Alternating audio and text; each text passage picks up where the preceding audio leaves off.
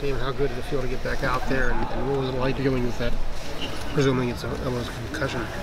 It felt good, you know. Just after that Purdue game, you know what I mean, I just felt bad I couldn't be there for my boy, but it feels good to my first game back to get a dub with everybody, so we're moving forward, you know. Damon, what goes through a corner's mind when you guys lose Jordan Fuller like you did last week?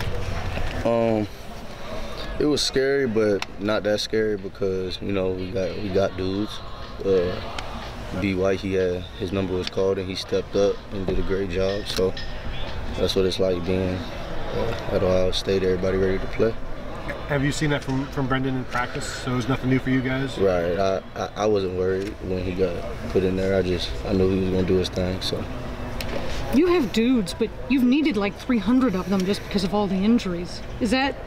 Is this team starting to test its step? Yeah, you know, injuries is part of the game. So, like they always say, they prepare everybody like they're about to play in the game, and when your number's called, you have to be ready to play because you're playing at Ohio State.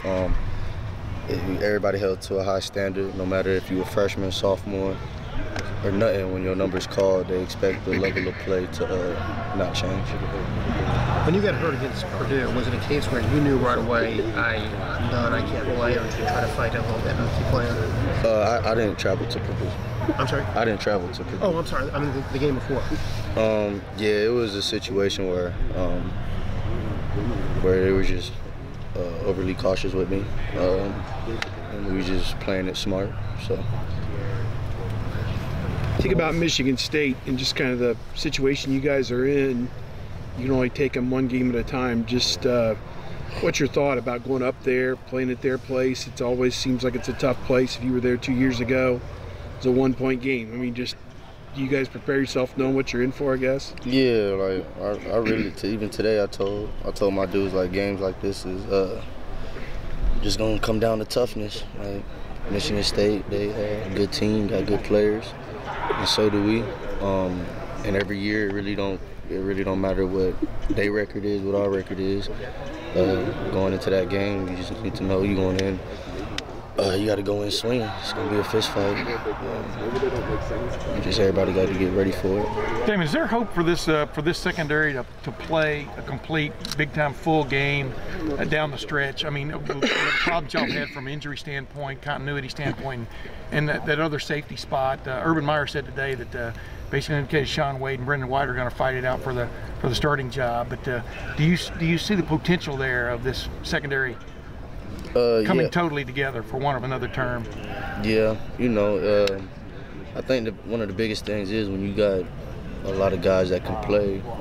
I know it's hard for the coaches trying to just decide who's going to play, but like they said, they're just going to be battling it out. We all know both of those guys are ballers, and whatever decision they decide to make, it's going to help us regardless. So I'm not concerned with if it's going to be Brendon, Shaun Wade, because I know either one of them, they're going to get the job done to the level as expected. Damon, the types of coverages you guys are playing right now, how different are they from what you guys were playing earlier in the year? We playing a lot. We playing a little bit more zone. Just taking because playing, you know, playing press man-to-man every single play. And how hard that is, but I like it. You know what I mean? Just to switch it up, play with the quarterback a little bit more. And it's been working. So we're just going to keep on going. And I know, but since you've been here, right, it's been, when we talked to Tabor about it earlier this year, it's like you guys are press man, that's what you do. And it seems like you guys have changed that to some extent. Why do you think that was a good change for this secondary right now?